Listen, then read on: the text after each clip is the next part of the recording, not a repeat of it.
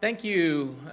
those out there watching us live stream in Facebook, and thank you those here in the audience. Welcome to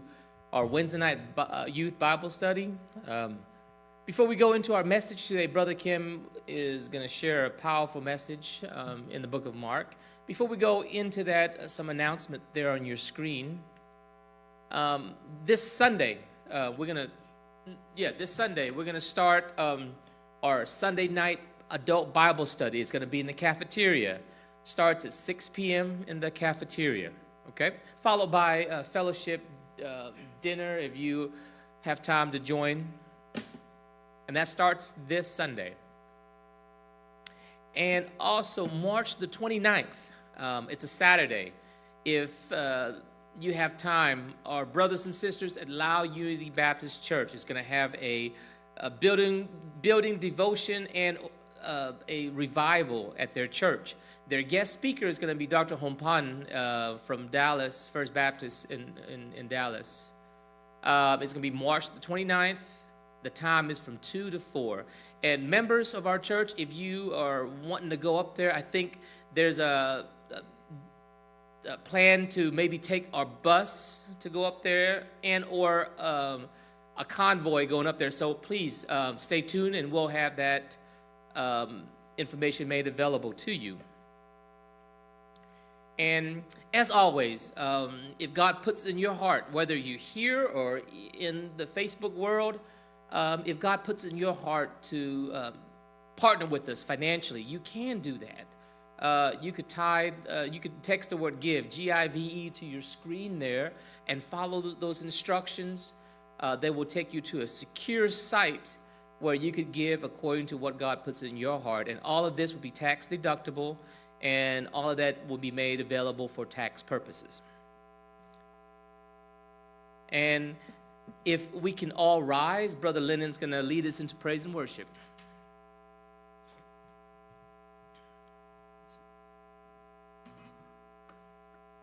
Before we get into praise and worship, just join me in prayer real quick. Let's bow our heads. So, Father, thank you for this day. Thank you for giving us the honor to call you a friend, but most importantly, calling you our Savior. I pray that tonight we go with that mindset tonight as we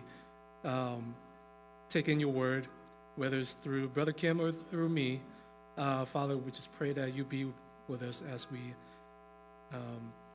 devote this time to you now, just to give our all to you. In Jesus' name, amen. So, amen. What a friend we have in Jesus, all of sins and griefs to bear. What a privilege to carry everything to God in prayer. Oh, what peace we often forfeit. Oh, what needless pain we bear. All because we do not carry everything to God in prayer. Have we trials and temptation? Is there trouble anywhere? We should never be discouraged. Take it to the Lord in prayer. Can we find a friend so faithful, who will all our sorrows show? Jesus knows our every weakness. Take it to the Lord in prayer. All the youth, we meet in the youth room. All right, before we call Brother Kim up here, our friend, Brother Kenny, he couldn't not make it today because he's sick. I think he has the flu. So if we could keep him in our prayers, Brother Kenny. We're thinking about you, and if you're watching this, we're praying for you, okay? With that said, Brother Kim, let's come up here.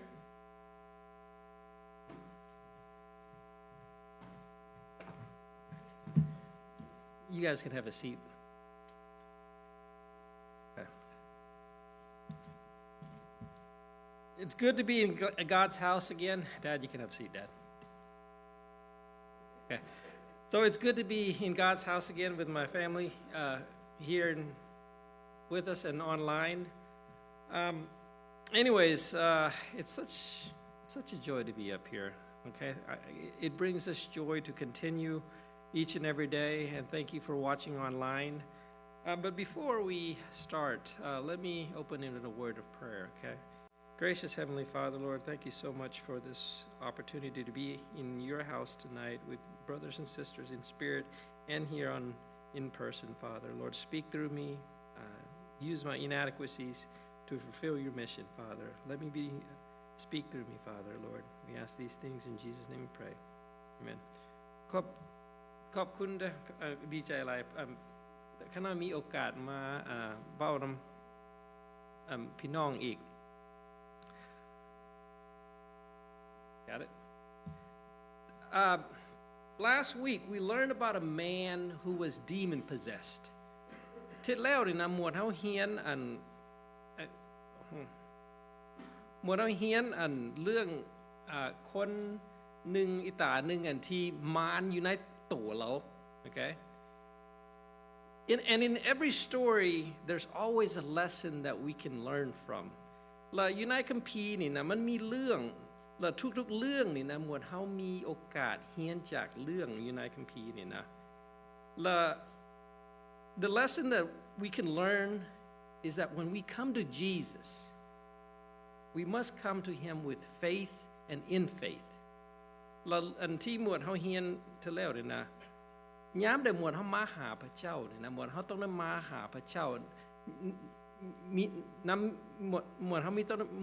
นความเชื่อแล้วหมวดเฮามาหาเรานำคำสัว in English help me out here we must come to him in faith and we must come to him with faith ยามใดหมวดเฮามาหาพระเจ้านี่นะหมวดเฮาต้องได้มานำมีหมวดเฮามาต้องได้มีความเชื่อและบรรทันin faith นี่แปลเป็นหยังแล้วมีในความเชื่อโอเคความเชื่อโอเคความเชื่อนี่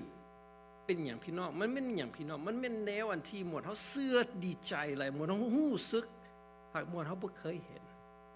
Faith is something that we deeply believe but we haven't seen okay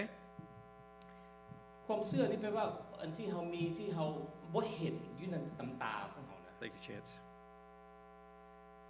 So even the demons come to Jesus and address him with faith Jesus son of the highest God ขนาดมารก็มาหาพระเยซูและมารก็นับถือพระเจ้าว่าเจ้าเป็นลูกอันที่พระเยซูพระเจ้าเป็นลูกพระองค์ที่สุดและมารนั้นขอพระเจ้าก็บ่ต้องฝากหมดเฮาออกจากเมืองนี้ and the demons beg Jesus don't send us out of this country and Jesus says okay I won't แล้วพระเยซูก็ว่าบ่ข่อยบ่เฮ็ดแล้วมารนั้นขอพระเจ้าอีกฝากหมดเฮาเข้าไปหมู่ดูพระเจ้าก็ว่าไปมั้ย and the demons again beg Jesus send us to the pigs Jesus says okay go now after this man who was once demon possessed he's now cured in his right mind he begged Jesus please let me come with you แล้วเท่านี้ยามผีมารออกจากตัวเราแล้วนะแล้วบัดนี้เรามีความคิดคือธรรมดาเรายังขอร้องพระเยซูว่าพระเยซูขอขน้อยได้ไปนำพระเยซูแล้ว Jesus says no go home แล้วพระเจ้าพระเยซูว่าบ่เจ้าไปนำค่อยบ่ได้ค่อยอยากให้เจ้ากลับเมืองเฮือน Let me repeat Jesus says no go home แล้วค่อยสิเว้าอีกพระเยซูตอบเท่านี้ว่าบ่เจ้าไปนำค่อยบ่ได้ค่อยอยากให้เจ้ากลับเมือง This is not the answer that he was looking for และขณะเป็นชาวนี่ความตอบของพระเยซูทรงสิบ่แม่นความตอบที่เฮาอยากฮู้หยินแม่นบ่ In the New Living Translation, Jesus tells the man, "Go home to your family and tell them everything that the Lord has done for you and how merciful he has been." และ translation ตัวหนึงพระคำตัวหนึงNew Living Translation. แปลว่ายามพระเยซูบอกชาวนี้พระเยซูบอกว่าบ่เจ้ากลับเจ้าไปนำค่อยบ่ได้ข้อยอยากให้เจ้ากลับไปหาครอบครัวของเจ้าแล้วบอกครอบครัวเจ้าว่าความฮักของค่อยดีเท่าใดความเมตตาของค่อยเป็นแบบใด We can stop right here and spend the entire evening talking about how God is so merciful to us. แล้วก็เราหยุดเท่านี้แล้วเราเอาหมดมือหมดค่ำเว้าเรื่องความเมตตาของพระเยซูก็ได้นะ If you're the store owner and someone steals food from you, the police capture them, but you forgive them and you actually give them more food. แล้วก็เราคิดว่าเราเป็นคนที่มีห้านขายเครื่องแม่นบ่แล้วมีผู้หนึงมาลักเอาเครื่องกินของพวกเฮานะเฮาธรรมดาเฮาข้อตำรวจมาเอาเขายกไปฮักอันนั้นล่อของพวกเฮาแม่นบ่ฮักพวกเฮาอยู่ในใจเฮานี่เฮาก็อยากคันเขายกกลับมาขอพวกเฮาก็อยากเอาอาหารเขายกกินนะ That's easy to do. ฮักเราคิดอันนั้นเฮาเว้าได้ฮักบ่เชื่อเฮาสิเฮ็ดแบบนั้นยากครับเป็นคนที่ห้านอันนั้นเป็นของเฮานะ However, imagine if somebody, a drunk driver, hit our spouse, hit our car, hit our kids and died. ส่วนเรื่องที่ใครว่าเมื่อกี้นี้อันนี้บ่ยากปานใดแม่นบ่พี่น้องเฮาเฮ็ดได้ฮักคันพี่น้องขึ้นอีกเป็นคันพี่น้องมีผู้นึงขี่รถกินเหล้าเมาขี่รถแล้วรถต่ำค่าครอบครัวของพี่น้องนะของครอบครัวของผู้เจ้า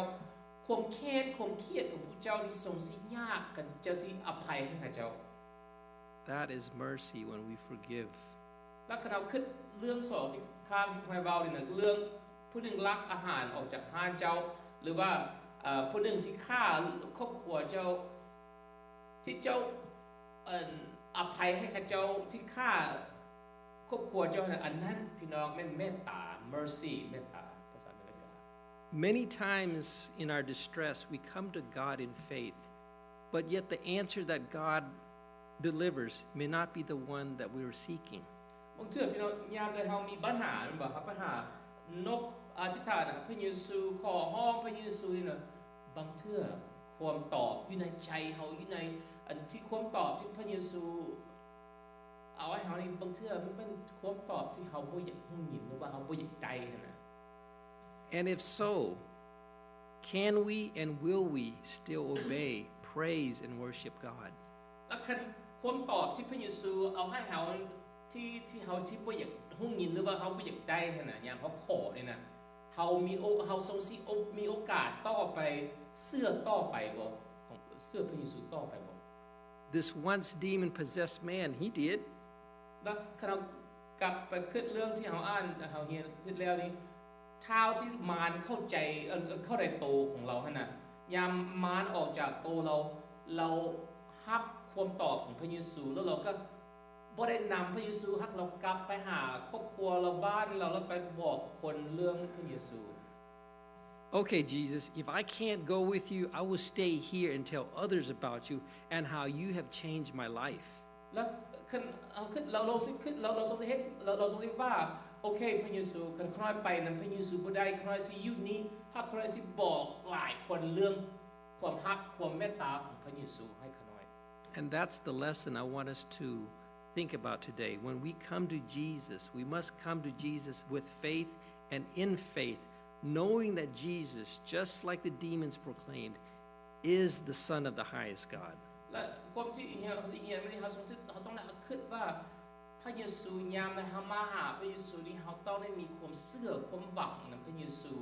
และเฮาต้องได้ถ่อมใจลงและเฮาต้องได้เป็นคือแบบมารนั่นที่ยามมารรู้สึกว่ายามเขาเจ้าฮู้ว่าพระเยซูเป็นผู้ใดนั่นเขาเจ้าเฮ็ดบ่ได้เขาเจ้ายังขอฮ้อง นกพระเยซูว่าบ่ต้องเฮ็ดใส่นี่ให้เขาเจ้าเฮาเหมือนกันเฮาต้องได้รู้ว่าผู้ใดที่เฮามาใกล้ชิดมันเป็นพระเยซู So let's get into our lesson tonight. ขอเวลาเฮาสิอ่านพระคำ Okay. It will be in Mark chapter 5, 21 through 43, but we'll just break it in sections. แล้วพวกเราสิอ่าน Mark chapter 5ข้อ21ถึงข้อ43ฮักเฮาสิมันยาวฮักเฮาสิหักมันเป็นข้อหลายข้อ Now when Jesus had crossed over again by boat to the other side, a great multitude gathered around him, and he was by the sea. And behold, one of the rulers of the synagogues came, Jairus by name. And when he saw him, he fell at his feet and begged him earnestly, "My daughter lies at the point of death. Come and lay hands on her that she may be healed, and she will live." John? เมื่อพระเยซูขี่เรือข้ามทะเลสาบกลับไปแล้ว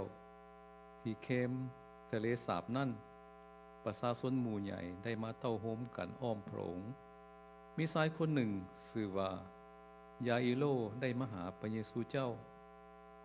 เขาเป็นหัวหน้าธรรมศาลาในท้องถิ่นนั้นเมื่อเขาเห็นพระเยซูเจ้าจึงก้มขาบลงที่ตีนของพระองค์และห้องขอความช่วยเหลือนำพระเยซูเจ้าว่าลูกสาวเขาน้อยเจ็บนักใกล้จะตายแล้วขอทานกรุณาไปวางมือใส่นางด้วยเถิดเพื่อเราจะหายดีและมีชีวิตอยู่พระเยซูเจ้าก็ไปกับเรามีประชาชนอย่างหนาแน่นบุกเบียดพระองค์ไป So after telling the once demon-possessed man that, "No, you can't go with me," Jesus and his disciples they cross the ocean, they cross the sea to the west side. ยามพระเยซูได้บอกเท้า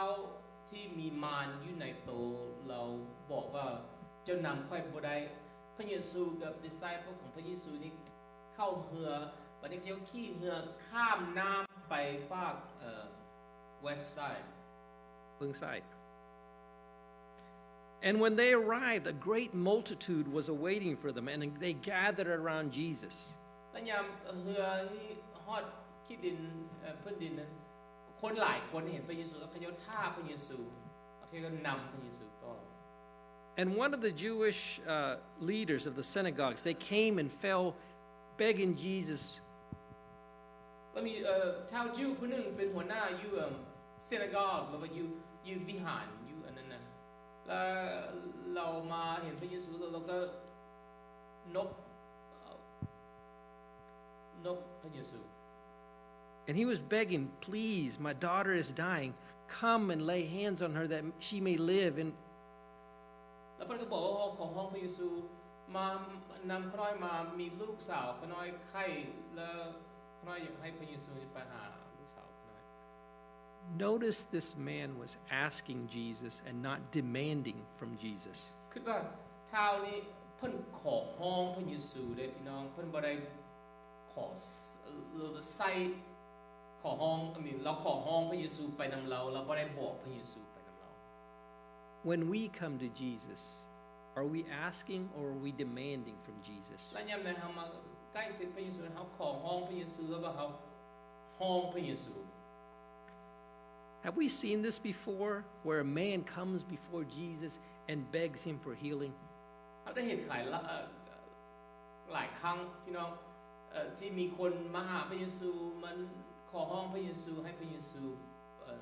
ปัวเขาเยา มันเคยเห็นบ่ เขาเห็นหลายครั้ง Remember in Mark 1, the man with leprosy? ชื่อบ่ยังมาได้เห็น Mark ข้อ chapter 1 มีเท้าหนึ่งที่มีleprosy อยู่ในตัวเรา Two. I know and believe that Jesus can heal me. I must go see him. I'm tired of living this way. He's my last hope. So this man with leprosy sought Jesus with his whole heart, and he found Jesus. แล้วชื่อบ่เท้านั้นยามนั้นเพิ่นว่าโอ้ค่อยต้องได้นำพระเยซูเป็นคนที่แรกที่สิช่วยค่อยได้ค่อยต้องไปหาเราแล้วพระเยซูให้ไปเลยพระเยซูก็ปัวเรา When we have nothing to lose, we have everything to gain in Jesus. คือแบบคันเฮาเสียหายหมดเฮาบ่มีหยังอีกแล้วน่ะพี่น้องเฮาคันเฮามีแต่พระเยซูนี่เฮามีหมดเฮามีหมด And it was the same way with Jairus. และชาวนี่เหมือนกันคือแบบชาวที่ Mark chapter 1นะชาวนี้เพิ่นก็ใกล้สิเสียหมดแล้วบ่มีหยังอีกแล้วเพิ่นคิดว่าคันค่อยมีพระเยซูเท่านั้นค่อยได้หมด Jairus, his name is Hebrew. It means God will show, God will enlighten. และชื่อ Jairus นี่ภาษาฮีบรูนี่แปลว่าพระเยซูหรือว่าพระองค์สิเปิดตาให้เห็นนะชื่อเราแปลไปสิ For Jairus, his daughter was sick. She was about to die. Her condition didn't get this way overnight. แล้วคือเรื่อง Jairus นี่ลูกสาวเพิ่นนี่เพิ่นไข้มาโดนละมันบอกลูกสาวเพิ่นนี่บ่ได้หาสิเป็นครับพญาติของลูกสาวเพิ่นนี่เป็นมาโดนละเพิ่นคือทรงสิซอกนี้ซอกนั่นไปปัวลูกสาวเพิ่นครับทรงสิหมดความปัวแล้วเพิ่นมีเท่าที่มีแต่มาหาพระเยซู She was getting sicker and sicker day by day. The doctors tried, but nothing was working. แล้วเราทรงสิไข้ทุกมื้อทุกเช้าแล้วหมอยามนั้นปัวเราปัวบ่ได้เราใกล้สิตายแล้วนะครับเฮาคิดเรื่องลูกสาวเจ้านี้ So Jairus, with faith, he seeks out Jesus and he finds Jesus, falls on Jesus and begs him, please come heal my daughter. แล้วเราคิดเรื่องชาว Jairus นี่เพิ่นบ่มีหยังอีกแล้วเพิ่นหมดความสามารถเพิ่นละเพิ่นรู้สึกว่าพระเยซูเป็นผู้เดียวที่สิช่วยเพิ่นมีความเชื่อเพิ่นแล่นไปหาพระเยซูเพิ่นนบพระเยซูขอร้องพระเยซูช่วย How many of us have been in his shoes? How many of us have been like this leprosy? We seek Jesus to cure our family, to cure our children. Please, Jesus, help me. พวกเราพี่น้องพวกเราเคยเป็นคือแบบชาวที่อยู่เทื่อบ่อยู่สิพวกนั้นบ่มีทางใดอีกละชีวิตพวกเขานี้ไปทางนี้ทางนั้นก็บ่มีหยังมีแต่ทางเดียวแปลว่าซอกหาพระเยซูเอาได้เคยเป็นคือแบบชาวที่อยู่เทื่อบ่ Please help my wife. Please help my husband. ขอห้องพระเยซูช่วยเมียขน้อยช่วยผัวขน้อยช่วยครอบครัวขน้อยพวกเขาเคยเป็นคือแบบพวกนี้บ่ชาวนี้บ่หมดหมดแล้วนะ We tried everything, nothing has helped. เอาลองอันนี้ลองอันนั้นอันใดก็บ่ work Jesus is our last hope. แล้วความรอดผู้เดียวมันความรอดอยู่นำพระเยซู Back in November of 2022, my nephew Parker had a heart arrhythmia. He stopped breathing, nearly died, and was taken to Children's Hospital where he was intubated for 7 days. แล้วก็เว้าเรื่องหลานขน้อยชื่อ Parker ยามเดือน11 2022ลูกหลานขน้อย Parker หัวใจเราเศร้าเต้นแล้วเราต้องไป Arkansas Children's Hospital ของเด็กน้อยแล้วหมอต้องได้เอาเราเข้าอธิษฐานใจให้เราเป็น7 มื้อพุ่นน่ะ And it was only through the fervent prayer of our friends, families, and this church that Parker is here with us today. แล้วข้าเชื่อว่าเป็นนำความอธิษฐานความฮักความ support ของพี่น้องอยู่วิหารนี้ที่อธิษฐานหาพระเยซูและเป็นนำพระองค์เยซูที่ให้หลานขน้อยนี้กลับมาสบายขึ้น And it's only by God's mercy. และเป็นนำความเมตตาของพระองค์ Point number 1 that I want to share with you is God hears our cries. และประเด็นที่1ที่ข้าอยากให้พี่น้องเข้าใจเรื่องนี้แปลว่าพระเยซูฮู้ยินยามที่เฮาฮ้องให้ฮ้องหาเพิ่น Jesus hears a cry when we seek and pray to him with all our heart. และพระเยซูได้ฮู้ยินเฮายามเฮาเอาใจเฮาหมดยามเฮาฮ้องเฮายามเฮาให้หาเพิ่นเฮาเอาความใจเฮาอยู่ในใจเฮาหมดให้เพิ่น So how did Jesus respond to Jairus' request? So เขาสงสัยไปได้ว่ายามพระเยซูได้ฮู้ยินท้าวจอริสขอนกเพิ่นให้เพิ่นไปนำไปหาลูกสาวเพิ่นเขาพระเยซูเฮ็ดแบบใดเขาสงสัยยินจนให้ต้อง Okay, let's go. แล้วพระเยซูว่าโอเคไป Let's continue reading. เขาสิอ่านต่อ Now a certain woman had a flow of blood for 12 years and suffered many things from many physicians. But she spent all that she had, but was no better, but rather grew worse. When she heard about Jesus, she came behind the crowd and she touched his garment, for she said, "If I could only touch his clothes, I shall be made well." มีหญิงคนหนึ่งเป็นพยาธิเลือดตกได้12 ปีแล้ว ถึงว่านางได้ไปหาหมอหลายคนปิ่นปัว และเสียเงินไปอย่างหลวงหลายก็ตาม แต่พยาธินี้ก็บ่ได้ถูเราลงเลย กับหุนแห้งขึ้นกว่าเก่า เมื่อนางได้ยินคนเว้าถึงพระเยซูเจ้านางจึงย่างมาทางหลังพระองค์ปนกับประชาชนและบายเครื่องนุ่งของพระองค์โดยคิดในใจว่าถ้าเฮาได้บายเพียงแต่เครื่องนุ่งของเพิ่นเท่านั้นเฮาก็จะดีพยาธิ Thank you. So, as Jesus was following Jairus, Mark mentions another woman, and she's been having this bleeding issue for 12 years. ยามพระเยซูได้นำท้าวจอริสไปหาลูกสาวเพิ่นน่ะมาร์กได้เขียนและบอกเขาว่ามีหญิงผู้หนึงเพิ่นเป็นเลือดมีหญิงมาเป็น12 ปีแล้ว She's been to several doctors, spent all her money, didn't get better, got worse. แล้วขณะขึ้นเป็น12 ปีแล้วนางนี่ทรงสิไปหาหมอหลายซอกหายากินไม่หยังอันใดก็บ่เวิร์กเป็น12 ปีมาแล้ว One day, she heard of Jesus. We don't know where, we don't know from who,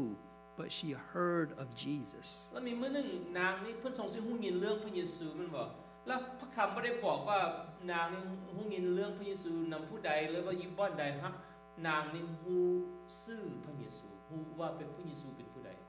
She may have heard how Jesus cleaned the unclean spirit in Mark 1:23.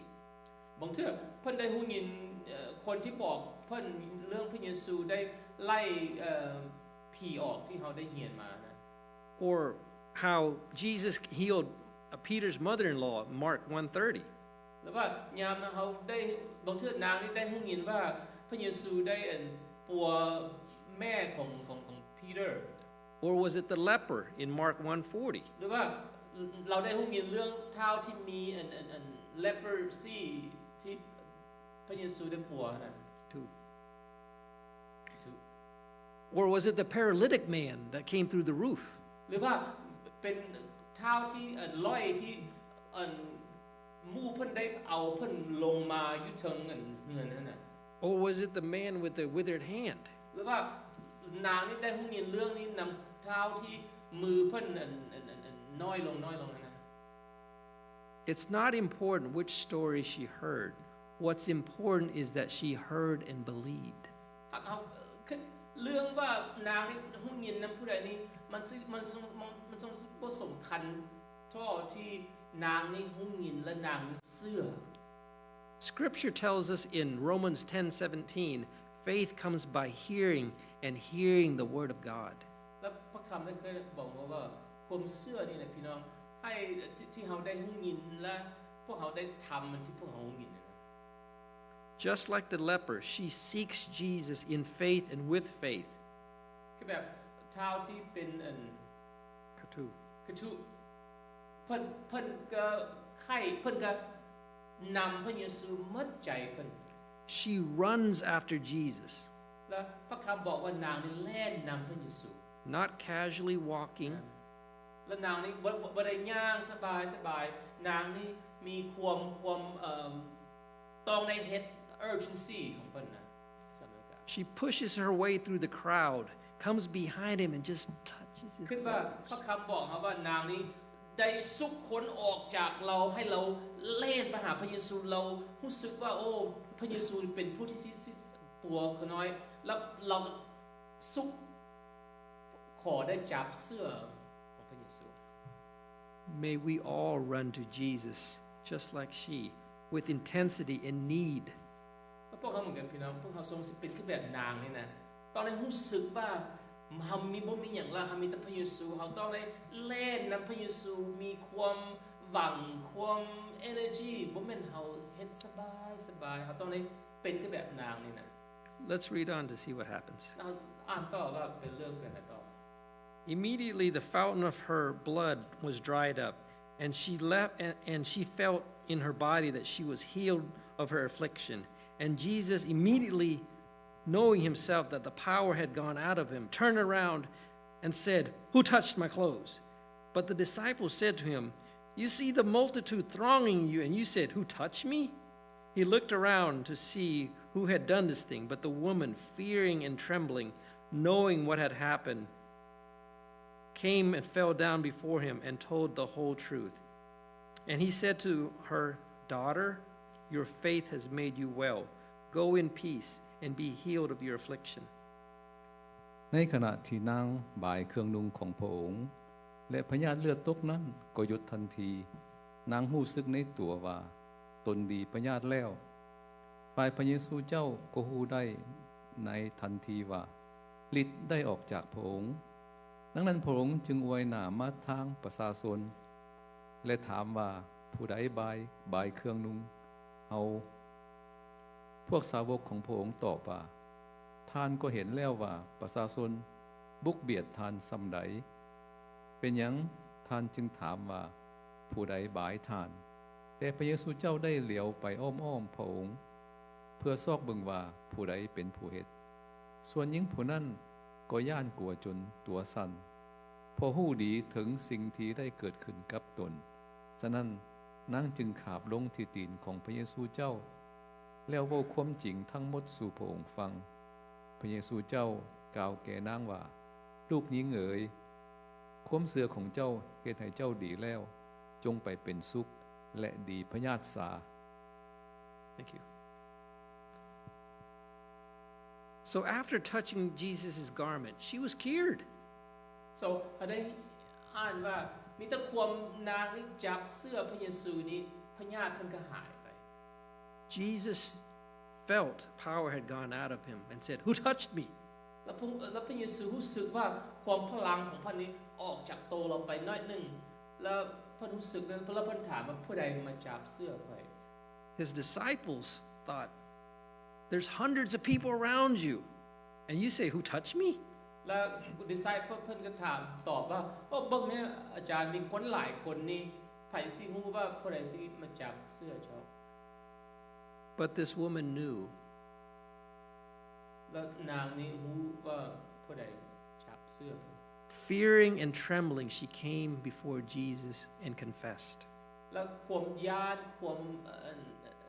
ของเพิ่นนั้นเพิ่นบอกพระเยซูนกพระเยซูว่าขน้อยเฮ็ดขน้อยเป็นคนที่เฮ็ด Jesus tells her, "Daughter, your faith has made you well." และยามนางนี้บอกพระเยซูว่าเพิ่นเป็นหยังค่อยจับเสื้อพระเยซูความเสื้อของเพิ่นน่ะว่าคันเพิ่นได้จับเสื้อพระเยซูนี่เพิ่นสิถูกดีแล้วพระเยซูบอกว่าลูกสาวเอ๋ยความเสื้อของเจ้าให้เจ้าดี Jesus tells that her faith, not touching his clothes, made her well. แล้วพระเยซูบอกเราว่าบ่แม่นความที่เราจับเสื้อพระเยซูได้บ่แม่นเสื้อพระเยซูได้อันที่ให้นางนี้ดีนั่นแม่นความเสื้อของเพิ่นบ่แม่นความผ้าของพระเยซูครับความเสื้อของเพิ่นว่าพระเยซูสิเฮ็ดให้เราดีนั่นแม่นอันที่ช่วยเรา Back in the Old Testament, God spoke through the prophet Jeremiah in 29:13. "You will seek me and you will find me when you seek me with all your heart." แล้วพระคำใน Old Testament Jeremiah บอกพวกเราว่าพระเจ้าบอก Jeremiah กับให้ Jeremiah บอกคนที่ได้ฟังเนี่ยบอกว่าคันเจ้าซอกหาค่อย แปลว่าคันเจ้าซอกหาพระเยซูหรือว่าพระองค์นะถ้าเจ้าเอาใจเจ้าหมดซอกหาค่อยเจ้าสิเห็นค่อย This lady in faith and through faith sought Jesus with all her heart and she found him และนางนี่นะเอาความเชื่อแล้วก็ยึดในใจเพิ่นหมดซอกหาพระเยซูและ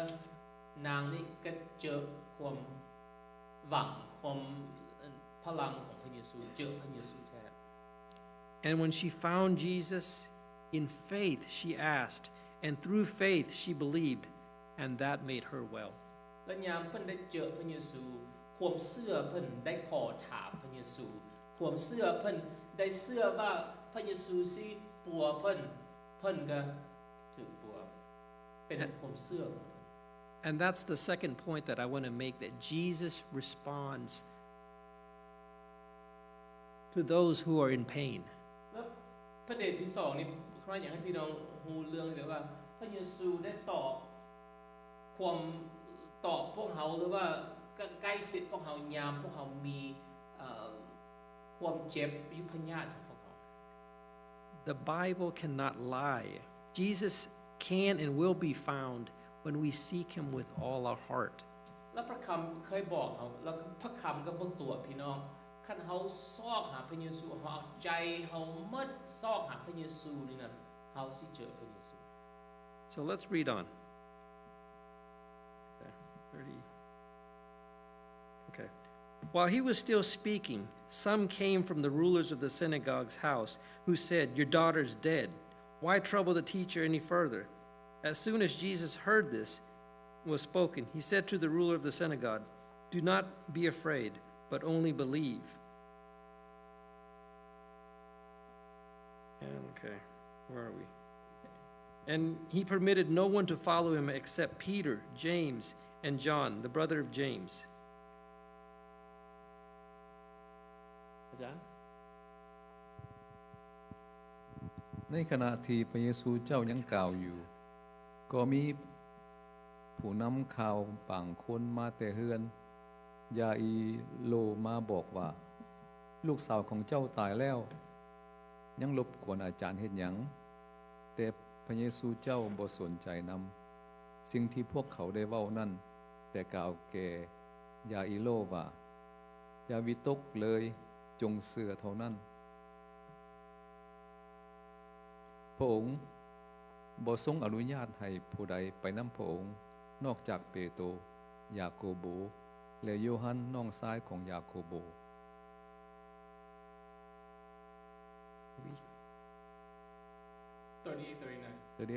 โอเคเมื่อมาฮอดเฮือนของหัวหน้าธรรมศาลาแล้วพระองค์ก็เห็นคนวุ่นวายอยู่คือห้องไห้และส่งเสียงคำควรพระเยซูเจ้าเข้าไปในเฮือน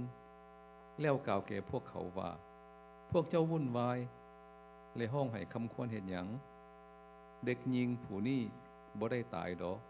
นางเพียงแต่นอนหลับเท่านั้น Thank you. So while Jesus was talking to this woman, bad news came from Jairus' house. Your daughter's dead. และยามพระเยซูได้ลมนำนางที่มีเลือดนั่นน่ะแล้วบัดนี้คนไส้ของชาวจอร์จมาบอก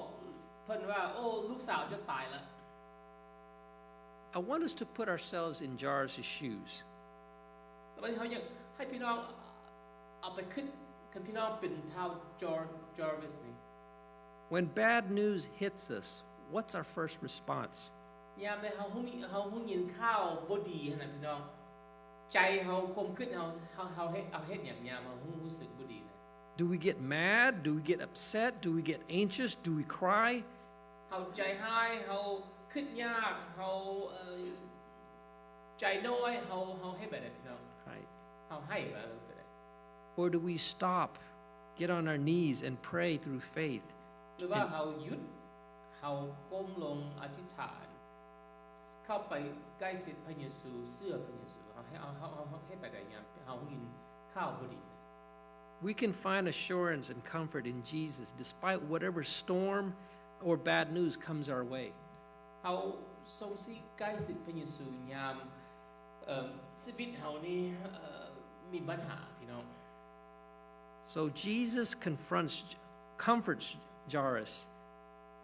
แล้วพระเยซูบัดนี้ลมนำจอรัสบอกเพิ่นบ่ต้องน้อยใจ Remember, Jairus means God will show. คิดว่าชื่อจอรัสนี่แปลว่าพระองค์สิเปิดตาหรือว่าพระองค์สิบอกทางชื่อละแปลไปซั่น I hope that God will show us, all of us. แล้วพวกเฮาเหมือนกันยามได้เฮามีปัญหาเฮาขอร้องพระเยซูได้เปิดตาเปิดทางให้พวกเฮาคือแบบชื่อจอรัสนี่นะ Jesus tells him, do not be afraid, only believe. แล้วพระเยซูบอกจอรัสยามจอรัสได้ฮู้ยินข่าวบ่ดีดีบอกว่าบ่ต้องยานเชื่อเท่านั้น In the Bible, do not fear is mentioned 365 times. ยี่พระคำนี่นะพระคำที่บอกว่าบ่ต้องยานนี่นะคันเฮากลับไปเป็นนับยี่พระคำนี้เฮาได้ทรงสิเห็น365เทื่อ That's one for every day. คันเฮาคิด365เทื่อคันเฮามี365มือนี่พระเยซูคันเฮาเอาไปคิดนี่พระเยซูบอกให้บ่ต้องยานทุกมือ365มือปีหนึงคันเฮาคิดแบบนั้น So Jesus takes his inner circle, Peter, James, and John. This is the first time that he separates these from the rest of the group. แต่วันนี้พระเยซูเอาคนที่พระเยซูใกล้ชิดขนาด Peter, John กับ James Yes. คน3คนที่พระเยซูใกล้ชิดพระเยซูเอาออก3คนนี้ออกไปนำเพิ่น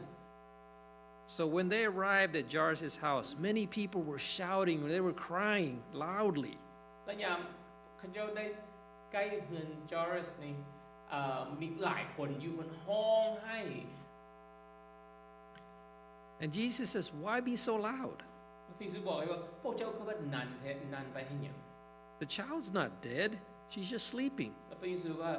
นางสาวนั้นเพิ่นบ่ได้ตายเพิ่นนอนซื่อ Let's read on. And they ridiculed him. But when he had put them all outside, he took the father and the mother of the child and those with him. They entered the room where the child was lying, and he took the child by the hand and said to her, Talitha Kuma, which is translated, little girl, I say to you, arise. And immediately the girl arose and walked, for she was about 12 years of age, and they were overcome with great amazement. But he commanded them strictly, saying that they shouldn't tell anybody, but to give her something to eat. พวกเขาพากันหัวควันพระองค์ฉะนั้นพระองค์จึงไล่ทุกคนออกไปหมดและเอาแต่พ่อแม่เด็กน้อยกับสาวก3คนเท่านั้นเข้าไปในห้องที่เด็กน้อยนอนอยู่พระองค์จับมือเด็กน้อยนั้นและกล่าวแก่นางว่าตาลีทากุมหมายความว่านางน้อยเอ๋ยจงลุกขึ้นในทันใดนั้นเด็กหญิงก็ลุกขึ้นและย่างไปมานางอายุได้12ปีแล้วพวกเขาได้งึดประหลาดใจหลายแต่พระเยซูเจ้าได้สั่งห้ามพวกเขาบ่ให้บอกเรื่องนี้แก่ผู้ใดเป็นเด็ดขาด